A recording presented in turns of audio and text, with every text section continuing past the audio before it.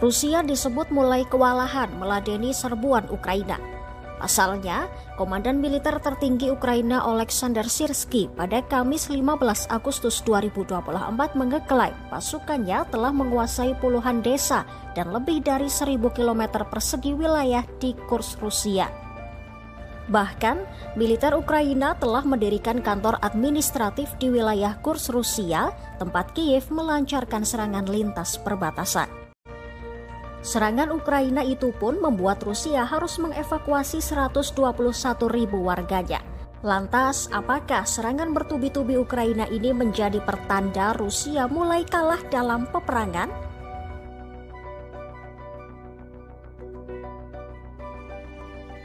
Serangan besar-besaran militer Ukraina ke Kursk pada Selasa 6 Agustus 2024 lalu mengejutkan pasukan Rusia.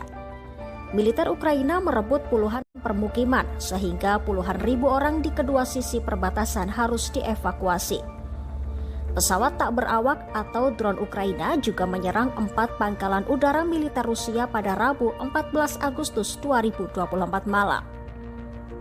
Bahkan Kepala Militer Ukraina Oleksandr Syrskyi pada Kamis 15 Agustus 2024 mengumumkan militer Ukraina telah mendirikan kantor administratif di wilayah Kursk, Rusia, tempat Kiev melancarkan serangan lintas perbatasan. Ukraina kemudian menegaskan serangan ke Kursk akan diteruskan.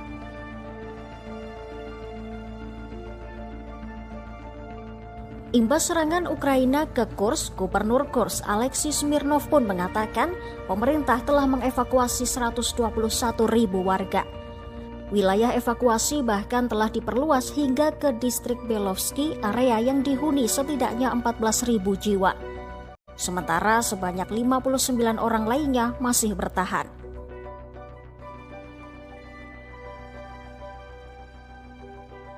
Usai Ukraina mengeklaim berhasil menguasai wilayah Kursk di Rusia seluas 1.000 km persegi, Presiden Rusia Vladimir Putin menyebut serangan Ukraina atas wilayah Kursk sebagai perang antara Rusia dengan negara-negara Barat. Rusia pun menuduh Barat dan NATO membantu Ukraina dalam serangan ke Kursk. Sementara itu, Departemen Luar Negeri Amerika Serikat mengaku tak terlibat dalam serangan Ukraina ke Kursk. Namun, diketahui negara-negara Barat menyatakan dukungan mereka terhadap hak Ukraina untuk mempertahankan diri, termasuk dengan melancarkan serangan lintas perbatasan.